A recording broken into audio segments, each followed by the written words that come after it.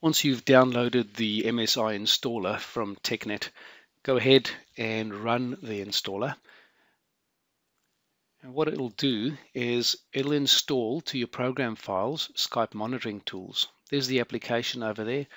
Fire that up. And in this pane over here, you have the opportunity to add your username.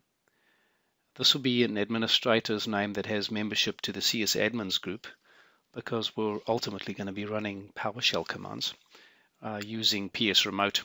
The FQDN in this case is the link or Skype for Business front end against which these remoting commands will be run, or we will be remoting to. In the test details pane, if you click the same as login FQDN, it'll copy across the FQDN from the previous page. You'll require the Edge FQDN so that the testing, for example, for your federation services is routed through the correct Edge server. Of course, this can be changed accordingly to test other Edge servers as well. It's very important that you enter as much information as you can on this test details page. So the SIP address for the test user 1 and test user 2 will be required by most of the tests. And in fact, if you eliminate or forget, don't put in any details for these, you will find that the test will fail.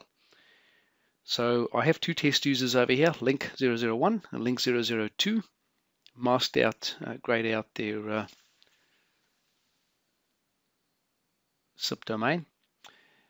Now you'll notice that the Run Test button is still grayed out. Also, when we check the federated domains box, there is no further details over there, as you can see. Coming to the target PSTN number, do keep in mind that whatever this number is, it's going to be getting calls, and as soon as it answers, it's going to stop. Save over there test saves all the details to the XML file. We now go click login, and this particular test is running the login script in the background. Once it's connected, you'll see I'm able to see all the federated domains that are added to my allowed federated domains tab. Moving on now, you'll see the Run Test button is now clickable. I've gone and selected all the tests. Coming over to the schedule. The schedule area is really so that we can set a schedule in Windows Task Scheduler. You'll see at the moment there is no schedule set there. If we come back to the scheduler application, the account that has the permissions to run the scheduled test is added over there in the format of domain /username, and then of course the password. You can run the test as frequently as you want. I've limited it to 3 minutes frequency because the test does take some time to complete. If the application is running, it'll stop, it won't run a second session. The auto run is very important, because if you're going to schedule a test and enable that test, auto run will auto log in and then run the test without user intervention. Set schedule. You'll see once I've clicked set schedule, down the bottom there it says setting scheduled task. If we flick back now to the task scheduler, you'll see my scheduled task is there ready to go. If I wanted to disable that task for any reason, I can just disable it. Flicking back, you'll see it's now been disabled.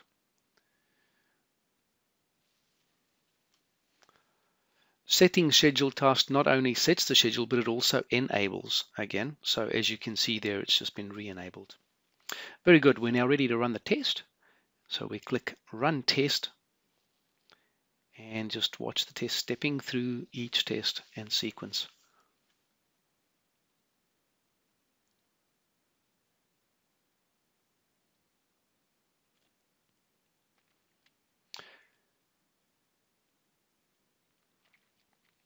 Some of the tests are going to be failing in my particular instance on purpose. If we go to our event log, you'll see there under the tab or under the tests event ID name UC sorted, all my tests are in here. And the red ones, of course, the failures. What we're looking for is 65,000, which is the logged in or connected event. And then the 65,100 range are all successes, and the 65,200 range is failures.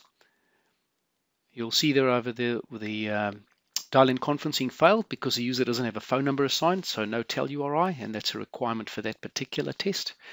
when we look, for instance, at the that test over there, which is the Exchange Unified Messenger voice email test, that failed too. This particular test user is not enabled for UM, and that is the reason why that has failed.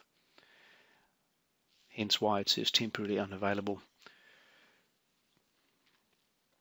Coming back to the auto run checkbox, if you have selected auto run, you have to click save to save it to the settings file. Just looking at the settings file, you'll notice the auto run is empty when it has not been selected, but once it's been selected and save has been clicked on the save button, you pop back over there to the settings file and you'll notice that it now says auto run is true.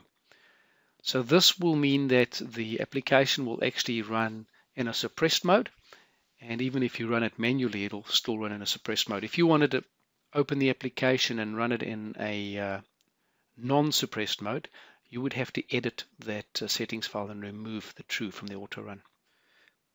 Please find my contact details in the About box if you'd like to communicate with me about the application. The Excel spreadsheet in the installer directory also has some brief description of each event ID, which will help you to set up those all-important triggers for your monitoring platform.